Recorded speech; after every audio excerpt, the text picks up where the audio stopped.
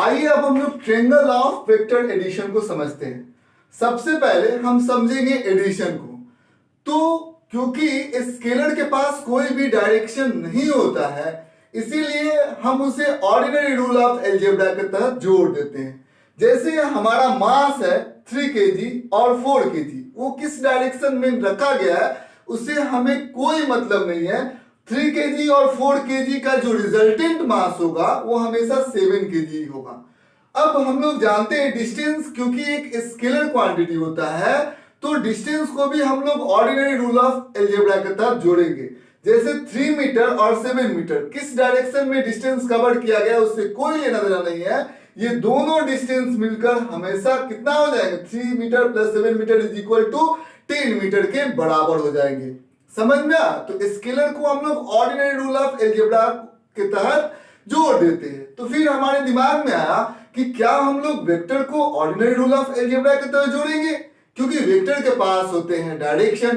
तो आइए अब हम लोग देखते हैं वेक्टर एडिशन को। वेक्टर के पास जैसे फोर्स एक वेक्टर है, इसके पास मैग्नीट्यूड भी होते हैं, इसके पास डायरेक्शन भी होते हैं। तो देखिए ये 10 न्यूटन का फोर्स है और 10 न्यूटन का फोर्स है, दोनों अपोजिट डायरेक्शन में लगे हुए हैं। तो इन दोनों का जो रिजल्टेंट फोर्स होगा मींस एक सिंगल फोर्स होगा, वो कितना हो जाएगा, 0 न्यूटन के बराबर हो जाएगा। यानी कि 10 और 10 मिलकर क्या प्रोड्यूस करे, 0 न्यूटन प्रोड्यूस करे यदि वो अपोजिट डायरेक्शन में लग रहे हैं। तो यहां पर हम देख सकते हैं 10 न्यूटन और 10 न्यूटन दोनों के दोनों सेम डायरेक्शन में लग रहे हैं, तो रिजल्टेंट कितना प्रोड्यूस करे, 20 न्यूटन प्रोड्यूस करे। यानी कि वेक्टर को दो वही 10 न्यूटन एक डिफरेंट डायरेक्शन में था, ऐड करने के बाद 0 आ रहा है, वही 10 न्यूटन और 10 न्यूटन को ऐड करने के बाद रिजल्टेंट जो हो रहा है सेम डायरेक्शन लगने की वजह से 20 न्यूटन आ रहा है। तो वेक्टर को ऐड करने का एक स्पेशल तरीका होता है। एडिशन में हम लोग क्या करते हैं, जो दो टर्म होते हैं उसको एक सिंगल टर्म में कन्वर्ट कर देते हैं, दोनों का रिजल्टेंट निकालते हैं। समझ में आ?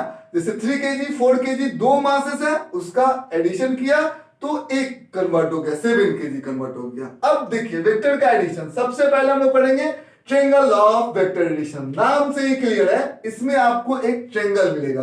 तो मेरे पास ट्रायंगल हो गया DEF, ये मेरा ट्रायंगल हो गया।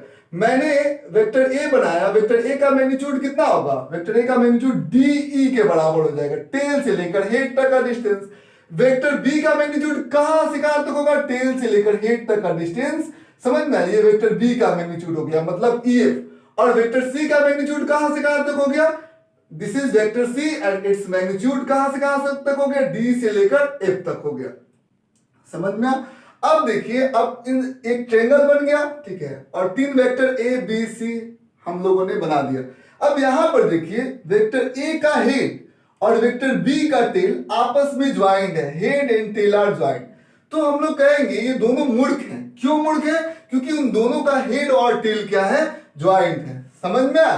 तो ये दोनों मूर्ख है। लेकिन यहां पर सी वेक्टर को देखेंगे, सी वेक्टर के टेल को देखेंगे जो कि ए वेक्टर के टेल के साथ ज्वाइंट है।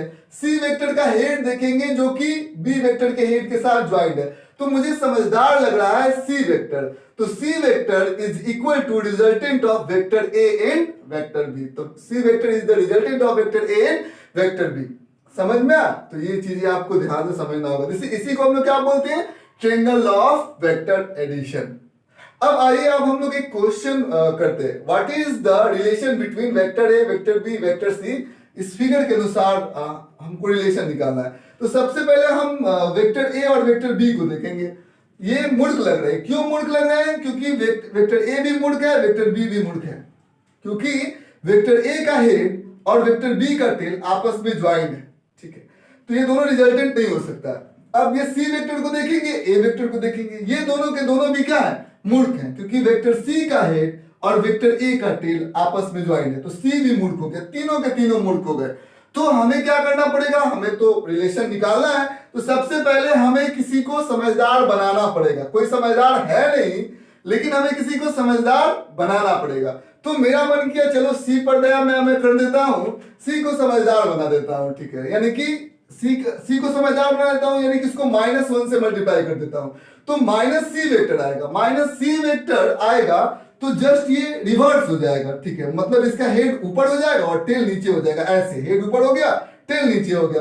अब देखिए, अब ये माइनस सी वेक्टर अब मुझे समझदार वेक्टर लग रहा है। ठीक है, क्यों समझदार वेक्टर लग रहा है? क्योंकि देखिए इसका ए का टेल और माइनस सी वेक्टर का टेल एक हो गया, बी का हेड और माइनस सी वेक्टर का हेड एक हो गया। अब मैं क्या लिख सकता हूं? Minus C vector is the resultant of vector A and vector B. Minus C vector is equal to resultant of vector A and vector B. समझ में? अब माइनस सी वेक्टर को मैं इस साइड लेकर जाऊंगा तो ये क्या बन जाएगा? Plus C vector. और ये ए बी सी वेक्टर है तो वेक्टर किसके बराबर होंगे?